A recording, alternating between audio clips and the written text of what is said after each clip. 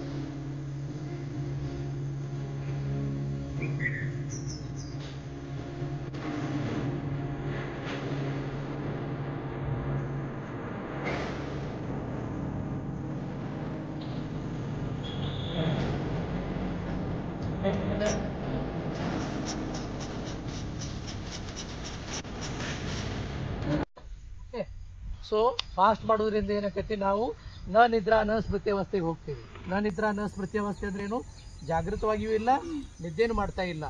ಅದರ beyond that ಸ್ವಾಮಿ ವಿವೇಕಾನಂದರು, ರಾಮಕೃಷ್ಣ ಪರಮಹಂಸರು, ಬೇರೆ ಬೇರೆ ಸಾಧು ಸಂತರು ಇವರೆಲ್ಲರೂ ಇಲ್ಲೇ ಇದ್ಕೊಂಡು ಬೇರೆಯವ್ರಿಗೆ ಕನೆಕ್ಟ್ ಆಗ್ತಿದ್ರು. ಅವರು ಹೆಂಗಂದ್ರೆ ಈ ಒಂದು ಯೋಗ ವಿದ್ಯೆಯಿಂದ.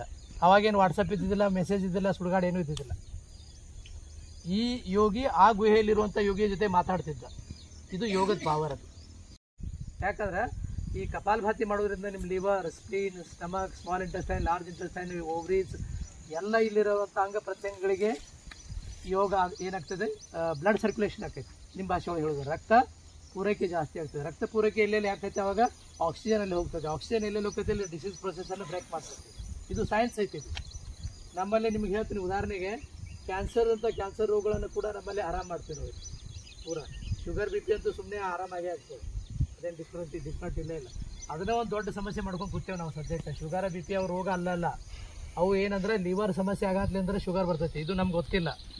ಏನು ಮಾಡಾಕತ್ತೀವಿ ನಾವು, ಹೋಟೆಲ್ಗೆ ಹೋಗ್ತೀವಿ, ನಾನ್ ತಿಂತೀವಿ, ಅದೇನೇನೋ ತಿಂತೀವಲ್ಲ, ತಿಂದ ನಂತರ ಫ್ಯಾಟ್ ಹೆಚ್ಚಾಕೈತಿ. ಆಮೇಲೆ ದಿವಸ 30 ml ಅಥವಾ 90 ml ತೊಗೊಲಿಕ್ಕೆ ನಮ್ಗೆ ನಿದ್ದೆ ಹತ್ತಂಗಿಲ್ಲ. ಅದರಿಂದ ಲಿವರ್ ಹಾಳಾಗತ್ತೈತಿ.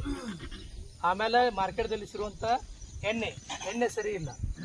ಕುಡಿಯುವ ಎಣ್ಣೆ ಮತ್ತು ತಿನ್ನುವ ಎಣ್ಣೆ ಎರಡು. ಕುಡಿಯೋರಿಗೆ ಕುಡಿ ಎಣ್ಣೆ, ತಿನ್ನೋರಿಗೆ ತಿನ್ನುವ ಎಣ್ಣೆ ಅಂತೂ ತಿನ್ನಬೇಕಲ್ಲ. ಅದು ಸರಿ ಇಲ್ಲದಕ್ಕಾಗಿ ರೋಗಗಳು ಬಹಳ ಆಗತ್ತೇವೆ. ಮುಖ್ಯವಲ್ಲ, ಅದಕ್ಕೆಲ್ಲ ರೋಗಗಳು ಭಾಳ ಬರತ್ತೇವೆ. ಇದನ್ನ ನಾವು ತಿಳ್ಕೊಳಕ್ಕೆ ತಯಾರಿಲ್ಲ ನಾವು. ಈಗೇನೈತಿ, ಹಗಲು ರಾತ್ರಿ ಹಂಗೆ, ರಾತ್ರಿ ಹಗಲಿನಂಗೆ ಆಗೈತಿ. ಯಾಕೆ ಲೈಟ್ ಸಿಕ್ಕಾಪಟ್ಟೆ ಅದಾವೆ. ರಾತ್ರಿ ಇರೋದು ನಿದ್ದೆ ಸಲುವಾಗಿ ಅಷ್ಟೇ, ರಾತ್ರಿ ಕೆಲಸ ಮಾಡೋಕ್ಕಲ್ಲ. ಸೊ ಹೀಗಾಗಿ ನಮಗೆ ರೋಗಗಳು ಹೆಚ್ಚಾಗ್ಯಾವ. ಯಾವ ರೋಗಗಳು ಹೆಚ್ಚಾಗ್ಯಾವ ಅಂದ್ರೆ sugar, B P, heart attack, ಆಮೇಲೆ ಗ್ಯಾಲ್ ಬ್ಲಾಡರ್ ಒಳಗೆ ಸ್ಟೋನ್ ಆಗೋದು, ಕಿಡ್ನಿ ಒಳಗೆ ಸ್ಟೋನ್ ಆಗೋದು, ಇದೆಲ್ಲ ಹೆಚ್ಚಾಗೈತಿದೆ.